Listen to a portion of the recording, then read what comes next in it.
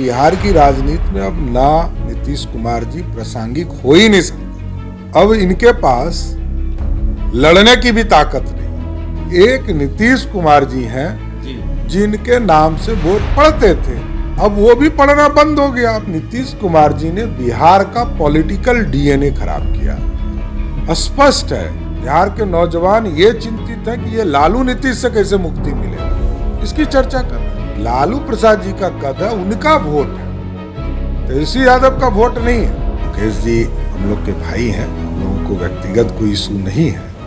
नमस्कार, आप देख रहे हैं लाइव सिटीज। मैं हूं आपके साथ सौरभ राज। कुढ़नी में उपचुनाव हो रहे हैं। भाजपा लगातार जेडीयू के ऊपर आक्रामक नजर आ रही है, लेकिन जेडीयू का कहना है कि कुढ़नी में चाहे कुछ भी हो जाए जेडीयू की जीत सुनिश्चित है। मेरे साथ सम्राट चौधरी हैं, बीजेपी के 5 ब्रांड नेता हैं। लगातार जेडीयू आप लोगों को चैलेंज कर रही है कि कुढ़नी में जीत करके दिखाए। तो देखिए, नीतीश कुमार जी बिहार की राजनीति में अप्रासंगिक हो चुके हैं और बिहार में जनता समझ चुकी है कि उनके पास ना नीति है, ना सिद्धांत है, ना वोट है। बिहार की राजनीति में नीतीश कुमार जी को अब देखिए, जिस सीट पर अति पिछड़ा जीता हुआ हो, ये प्रमाण है कि अब इनके पास अपनी अस्तित्व बचाने के लिए इनको लवकुश का सहारा लेना पड़ रहा। अब इनके पास लड़ने की भी ताकत नहीं है। ये अब मूल वोट पर आ गए। जहां अति पिछड़े का मसीहा माने जाते थे कि नीतीश कुमार अति पिछड़े के मसीहा हैं, अब अति पिछड़े के सीट को भी खत्म कर दी। तो ये बड़ा स्पष्ट है कि बिहार की राजनीति में अब ना नीतीश कुमार जी प्रासंगिक हो ही नहीं सकते। जनता दल यूनाइटेड तो कोई पार्टी है नहीं, एक क्या कहते हैं उसको, संगठन है। पार्टी नहीं, 17-18 साल से बिहार सरकार चला रही है जेडीयू। अरे नीतीश कुमार ही न थे, और कौन था? और किस नेता का नाम है? ललन सिंह। नहीं, नीतीश कुमार एक नेता, उसके बाद कोई नेता है क्या? एक नीतीश कुमार जी हैं जिनके नाम से वोट पढ़ते थे, अब वो भी पढ़ना बंद हो गया। अब तो जनता दल यूनाइटेड का कोई अस्तित्व है नहीं।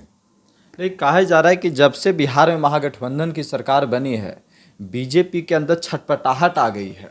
किस चीज का छटपटाहट? डर है आप लोग को? किस चीज का डर? लोकसभा विधानसभा गोल हो गया। कैसे गोल हो गया? वोट होना चाहिए ना। नीति सिद्धांत से राजनीति होती है। भारतीय जनता पार्टी ने आज 50 साल पहले जो नीति सिद्धांत रखा था वही है, इससे हम बदले कहाँ? अरे हम लोग नीतीश कुमार जी के तरफ पलटी तो मार नहीं रहे हैं, कभी दाहिने कभी बाएं। और नीतीश कुमार जी ने, मैंने साफ कहा कि नीतीश कुमार जी ने बिहार का पॉलिटिकल डीएनए खराब किया।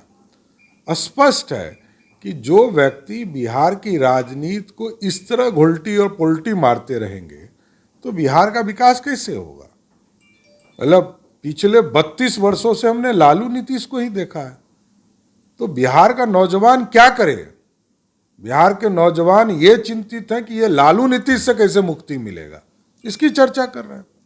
लालू यादव से मुक्ति मिले या ना, तेजस्वी यादव भी अब आ गए। तेजस्वी यादव से कैसे आप लोग मुक्त होइएगा? अरे तेजस्वी नेता अभी हो रहे हैं, नेता तो लालू प्रसाद जी हैं, तेजस्वी यादव नहीं है। तेजस्वी यादव हो रहे हैं। हमने क्या कहा? हो रहे हैं। जब लालू जी इस प्रदेश के नेता रहे हैं और आज भी हैं, लालू प्रसाद जी का कद है, उनका वोट है, तेजस्वी यादव का वोट नहीं है। तेजस्वी यादव तो उनके वारिस हैं, इसलिए उनको लोग वोट कर रहे हैं। लालू प्रसाद जी नेता हैं जिन्होंने वोट की राजनीति की और माई समीकरण बनाया। तेजस्वी यादव तो सिर्फ उसको ढो रहे हैं। एक छोटा सा सवाल है, मुकेश सहनी भी आप लोग के लिए कांटा की तरह काम कर रहे हैं, हमेशा चुभ रहे हैं आप लोग को, कह रहे हैं कि पोल कभी भी खोल सकते हैं बीजेपी का।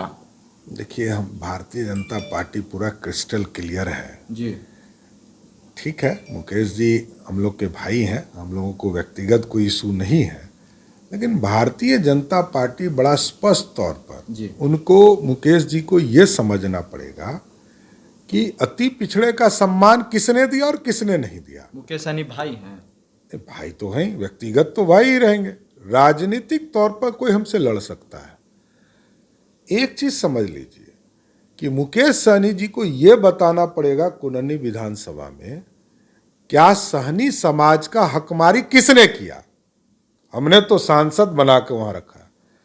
मुकेश सहनी जी चुनाव हार गए, लोकसभा भी और विधानसभा भी। प्रतिष्ठा हमने दिया, भारतीय जनता पार्टी ने उनको मंत्री बनाया, भारतीय जनता पार्टी ने उनको एमएलसी बनाया।